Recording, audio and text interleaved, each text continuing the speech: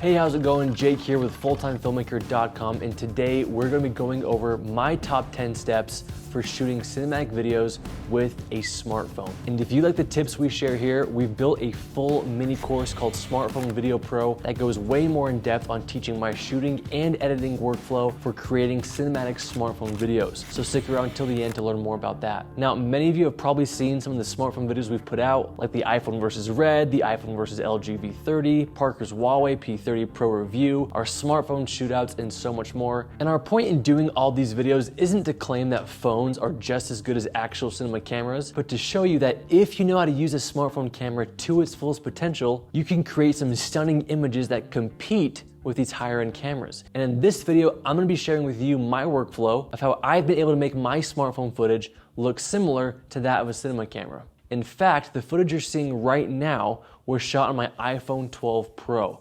Not bad at all. Now, I'm not saying that smartphones can replace cinema cameras or that you should necessarily plan on shooting professionally for a client using a phone. But Parker once mixed in some iPhone 10 shots into one of his real estate videos that was shot on his 1DX Mark II, and his client couldn't even tell which shots were done on the phone and which shots were done on the 1DX Mark II. So can you shoot professionally with a phone? I wouldn't encourage it, but if your results rival that of nicer cameras and your clients can't even tell the difference, then I think there are some scenarios where that might be an acceptable option, especially for lower budget shoots for beginners. But anyway, let's go ahead and dive into my 10 steps to shooting cinematic smartphone videos. Step number 1 is buying the best smartphone gear. One of the most common questions I get asked is what phone and what phone stabilizer will give me the best footage. Now, I've already done a smartphone shootout comparing some of the most popular smartphones on the market, and from my test, I'd say that most of the top smartphones out there are going to deliver great results. So you really can't go wrong with any of them, but my top 2 choices personally would be Apple and Samsung. They seem to be ahead of the rest in producing the highest quality video images and having the best settings. The One Plus is probably my next favorite, especially with their brand new Hasselblad lens, but again, you really can't go wrong with these flagship phones. Like when you're choosing from Canon or Sony or Nikon, they're all just different with their own pros and cons. As for accessories, the main accessory I recommend getting, like the number 1, is a good stabilizer. Having a good stabilizer will immediately take your videos from looking like a home video to looking like a pro video. I have shot full videos handheld on a smartphone before, and yes, you can get great images without a stabilizer, but I recommend getting a stabilizer to really enhance your quality. But not all stabilizers are created equally. After using a wide variety of stabilizers, the new DJI Osmo Mobile 4 is my personal favorite one by far, and it only costs $150. This stabilizer is super easy for run and gun shooting. You just attach a clip onto your phone and it magnetically snaps into place on the Osmo. You can turn it on and start shooting without having to balance it or set it down. You can easily switch to vertical modes, take it apart, all within seconds, and it comes with DJI's app that offers tons of awesome features and effects that you can use while recording. And we'll put links below for all of our smartphone kit, so if you want, you can pick up the Osmo. The only other accessory that I think is necessary is a good manual camera app. There are several that I've used and like, and my favorite for the iPhone right now is the Moment camera app. And for Android, my favorite is Filmmaker Pro. Bscript also released their own camera app, which is pretty good, and DJI's Mimo app with the Osmo is an awesome option as well. If you have the Samsung S21 Ultra, you can use their Pro Video setting, which is basically a built-in Filmmaker Pro in their native camera app, so you wouldn't even need another app. But no matter which one you use, it is vital to use an app that allows you to control your settings manually to achieve the best possible results. Now, we filmed a lot of videos using just the native camera app, and yes, the footage still turns out great and you can get some great results, but having full control really helps elevate your smartphone footage. So it really just up to you if you really want to take your footage to that next level by adding one more step to your workflow, or if you're okay with all the film settings being on auto. Just up to you. So with those 3 things, a smartphone, a stabilizer, and a manual camera app, you'll be able to get started filming cinematic images. But depending on what type of content you're shooting, you might want to look into some other accessories like the following. ND filters for getting a cinematic motion blur. We picked up Polar Pro's Iris kit and love it, but note that most of our smartphone videos have been shot without ND filters. third-party lenses. We own a variety of lenses for iPhone, from Moment and Beast Grip. We'll talk more about these later, but you can do some cool things with these lenses. You also might want a tripod. I picked up a cheap $20 tripod / selfie stick on Amazon that I use when I need a static or selfie shot. For microphones, the audio you're hearing right now is being captured using a $30 FTF Gear lav mic that is plugged into my phone. Or you can pick up something a little bit nicer like this Rode MEL mic that plugs directly into your phone. But we'll talk about audio later in another tip. And lastly, you might want to buy a portable battery charger because most smartphones aren't going to be able to shoot all day on one charge. And some phones in certain weather won't be able to shoot for more than an hour or so at a time without overheating and making the screen super dim and hard to see when you're shooting in direct sunlight. So when you're not using it, try and keep it out of direct sunlight, turned off, and plugged into a battery supply to juice back up. But as I often point out, the gear isn't what makes these videos cinematic, it's the skills behind the gear. So let's now talk about how to actually use whatever you have to its fullest potential and turn it into cinematic goodness. Tip number 2 is camera settings. Using either the Moment app or Filmmaker Pro app, the first setting I recommend setting is your resolution to 4K, with the bitrate turned up as high as it can go. Obviously, the higher the resolution, the better quality your video will be, and with smartphone footage, size does matter. Next setting is your frame rate. By default, your phone will probably shoot at 30 frames per second. However, Hollywood movies are shot at 24 frames per second, so I recommend changing this to 24 frames per second when shooting in real time, or 60 frames per second if you want slow motion, and then slowing that down to 24 frames per second in post to keep that cinematic 24 frame per second look. And there are times where you don't want slow motion. For example, Parker shot this entire video on the LG V30 all at 24 frames per second because he wanted that scene to be in real time, not slow motion. As for white balance, I usually just let my auto white balance find the initial white balance of my scene, then make sure to lock that white balance in so it doesn't change throughout my shot. If after auto white balancing, my white balance looks too warm or too cool, I'll manually adjust it before locking it in. Again, a perk only applicable to third-party apps, not the native camera app. Now, as far as shutter speed and ISO, we'll talk about these more in the next step, but just be aware that one of the limitations of shooting on a smartphone is you can't control your aperture, so your phone will usually be shooting at a higher shutter speed, which will make the footage look a little bit jittery due to a lack of motion blur. But to fix this motion blur problem, you'll need to use an ND filter that allows you to keep your shutter speed at twice your frame rate, so 1/48 if you're shooting at 24 frames and 1/20th if you're shooting at 60 frames, to give a more natural motion blur. So for best results, use ND filters, but for speed of shooting in drastically changing lighting environments, or just to save money, as I've shown in all my smartphone videos, you can get away with not using them, but it will have a less cinematic looking motion blur. But again, you're shooting on a smartphone, so only you can decide if slightly better motion blur will drastically improve your video. As for ISO, I leave this as low as possible to decrease noise in your image. The higher the ISO, the more noise that will appear. So those are the basic settings I use when filming on my phone. There are also a few fun settings like shooting in a flat picture profile or a log picture profile, and it just depends on what's most important to you. Most phones shoot 8-bit codecs, which means they don't have enough color information to bring all that color back in post. So when you're shooting in log, you're losing color information for slightly better dynamic range. But if you like a more washed out or muted or flat look, then go for it. But if you like having vibrant colors or more color to work with in post, then I recommend using the natural picture profile. And we'll show you how to color grade for certain looks even without shooting in log inside of our online course. But let's move on to step number 3, and that is nailing correct exposure.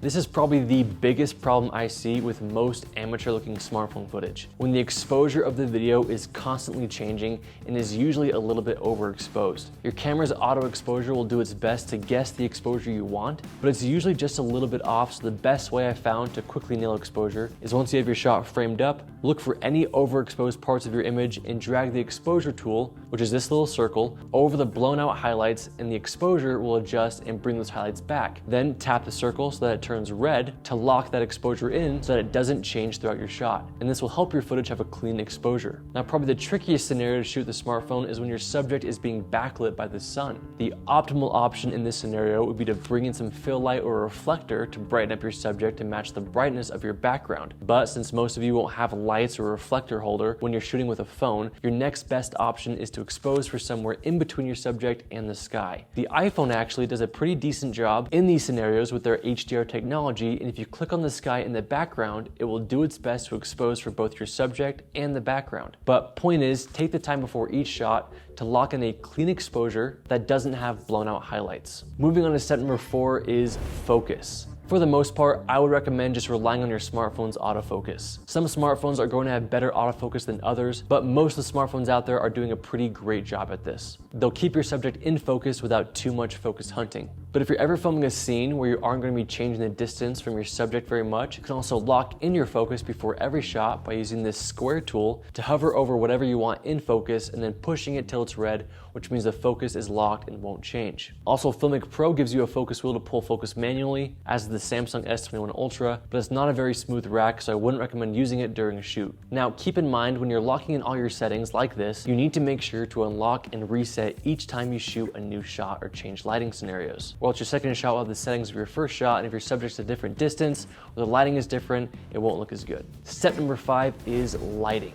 One of the main reasons we've been able to make smartphone footage look similar to cinema camera footage is because we shoot in ideal lighting conditions. Great cinematography is so much more about lighting than it is about what camera you're shooting with. So if you can learn how to find or create good lighting scenarios, you can make just about any camera look awesome. In the Huawei video Parker did, most of the shots that made it into the final video were shot during golden hour, which is the first and last hour of the day as the sun is rising or setting. His best results usually came from when he had cloud coverage, which gave a nice, even, soft light. Other shots still worked, but the prettiest shots were those with the best lighting. Same thing with this Hawaii iPhone footage. Most of the footage was shot during golden hour or during soft light cloud coverage. And the San Francisco footage. We planned to visit the main attractions during golden hour and the other locations during the day because we wanted to prioritize the best light for the best locations. People don't realize that we usually put many hours into pre-planning our shots, researching pretty locations and best times of day for each, and then building our full day schedules accordingly. So finding and creating great lighting scenarios in pretty locations does take time and effort, but it's one of the biggest keys and biggest payoffs to making any camera look great.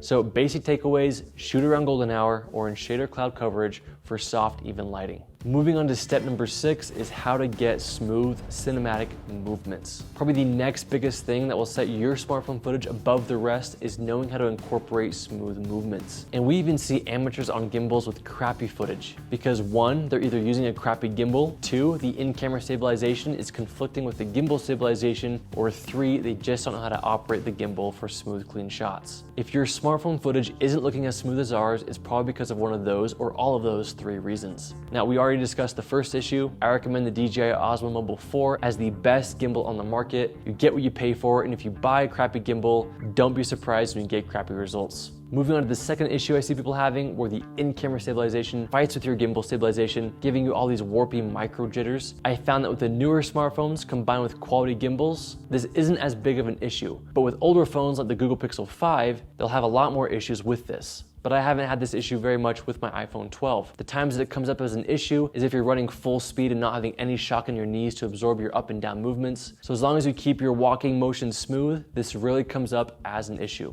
And as for the last problem I see with people's shots not being very smooth, I hate to break it to you all, I hate to say it, but having a gimbal doesn't mean your shots will automatically look cinematic. You have to actually practice using it and learn how to move and walk smoothly so that you don't get any jerks or bumps in the footage. So take some time and practice. And even with a lot of practice, sometimes I'll try out a shot, turns out it's bumpier than I wanted, or I panned or tilted too fast, so I'll do that shot several times until I get the movement down just right. And also, just FYI, if you're putting on heavy accessories like third-party lenses or camera cages, this does affect the weight of your camera and how well your gimbal can keep your phone smooth. Too much weight can result in the motor of the gimbal working too hard and not working as effectively. Tip number 7 is focal lengths and lens options. Most smartphones today have 2 or 3 lens options. Usually the standard lens is around a 26mm, then there's an ultra wide around a 13mm, and a telephoto lens around a 65mm. But some phones might have more cameras and some phones might have less. Obviously, the more lens options your phone has, the more versatility you'll have in telling a cinematic story just from your phone. However, be aware that usually the main camera on your phone is going to be the nicest quality, and the telephoto and ultra-wide lenses are going to be a little bit lower quality because these companies are prioritizing the main lens that mostly everyone will use most of the time. But for those who don't have all the focal length options you want on your smartphone, like I've mentioned, you can buy third-party lenses like Moment lenses or B-script lenses to give yourself 1, more options, and 2, a more cinematic image. They are a bit expensive, but we own a couple and love them all and think they are well worth the price because they're going to give you higher quality images than the built-in ultra-wide and telephoto lenses because you can use the third-party lenses on your main highest quality standard lens. However, the hassle of just having one more thing to set up when you're wanting to capture a quick quick shot. And realistically, you don't want to keep the lenses on because you want to put your phone in your pocket or use it to do other things. And having to make sure your gimbal can handle the weight, it just usually isn't worth it to me to use them unless I'm shooting handheld and have a lot of time to capture and set up my shots. Of course, it's not necessary to have multiple lenses or focal lengths. You can definitely just get by with one and still tell a great story. But again, the more options you have, the better you'll be able to tell your story. Tip number 8 is composition.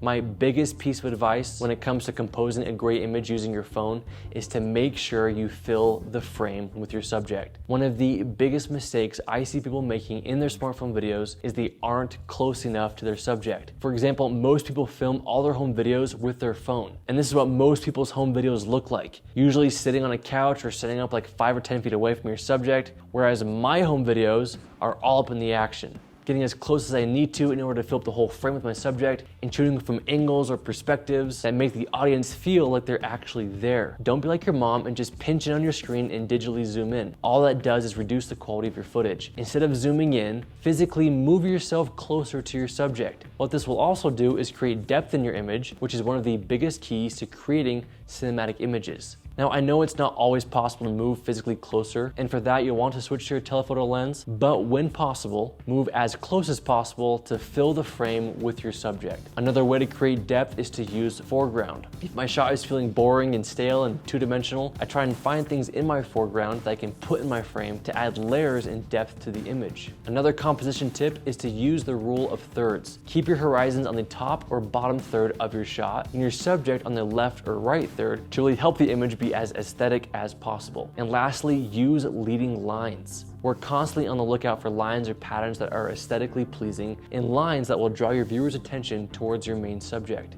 Which brings me to our next tip, and that is to shoot to edit. This goes for any type of shooting on any camera, but especially for beginners starting out on a smartphone. The tendency most have is to just start shooting anything and everything in view, without giving much thought as to why you're shooting it and how it fits into the overall story that you're going to be telling in the editing room. So my advice would be to do a little bit of pre-planning before you start shooting and think in your mind, what do I want this video to turn out looking like? What emotions do I want to convey through the final video? And then based on the vision you have in your head, shoot each shot with that vision in mind, so that each shot has a purpose. For example, we knew going to San Francisco that we wanted to create a very chill, inspiring travel video of me and my boys checking out the city. So before we even arrived, we made a list of all the prettiest places in San Francisco that we wanted to capture, and on every location we asked each other how that scene would play into the video and made sure to shoot transitional shots that we could use to change scenes. We also thought it would be fun to transition between the same shot in different locations, using the same framing and the same movement, and then in some locations we thought it would be cool to show us arriving to the location or leaving the location to help the story move forward. And that is called shooting to edit.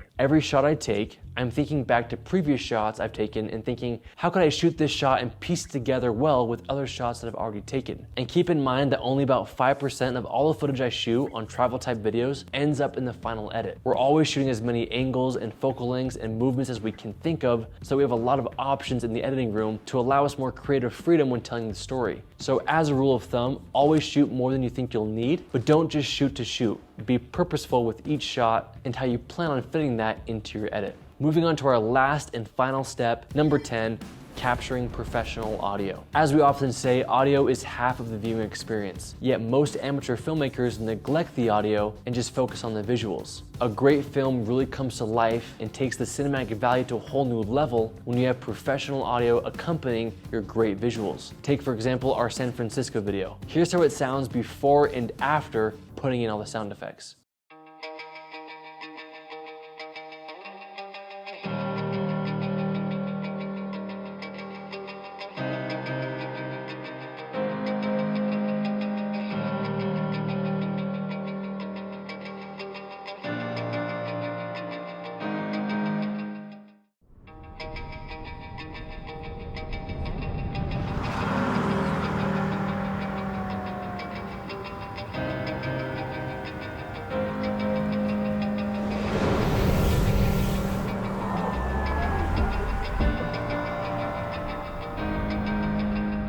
As you can see, audio makes a huge difference in making the film come to life. Now with most of the smartphone videos I've shot, I've just used audio straight out of the smartphone mixed with sound design in post, meaning I add a lot of sounds from my sound library in the editing room. And I talk about this sound designing process inside of the new mini course. But as much as possible, I try and capture as many of the sounds I can in camera in the moment that I film them. Most smartphones have good enough microphones on them to capture some decent sound that can be used for your video. And the best way to ensure that you're capturing clean audio is to make sure your microphone is as close as possible when recording a sound or when talking into it. But when you can't physically get any closer, like right now, I'm like 5 or 6 feet away from my iPhone, so the audio will be kind of reverby in the room. So I've attached this lav mic to the phone that has an extension cord that goes to the phone so I can get very far away while still having crisp, clean audio. Or like I've mentioned, there are a lot of options out there for microphones that plug straight into your phone, but if you use one of them, you have to make sure you're nice and close to the mic, or else it will have the same problem your standard microphone will have and pick up way too much reverb and background noise if you're too far away. So point is, try and capture as much real audio as possible when you're shooting your footage, and try and get as close as possible to your subject when recording your audio. So to answer the question of should I get an external mic for recording audio, if you're recording dialogue of people talking, then I'd say yes. If you're just recording sound effects, then I'd say you can just get away with using the built-in microphone in your phone and do some sound designing in post.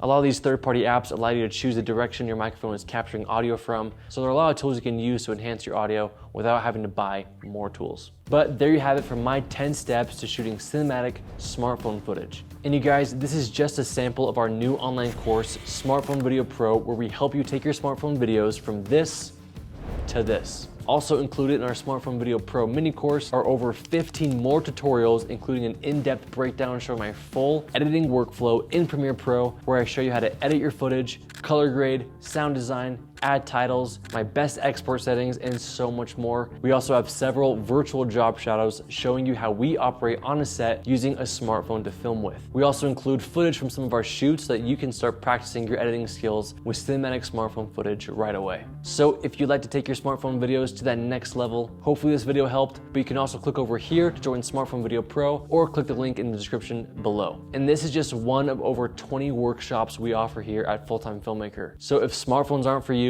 check out our workshops and see what genre best meets your needs. But that's it guys for my 10 steps to shooting cinematic videos with your smartphone. Hopefully you learned something new. Don't forget to like and subscribe. And if you have any further questions, please let me know.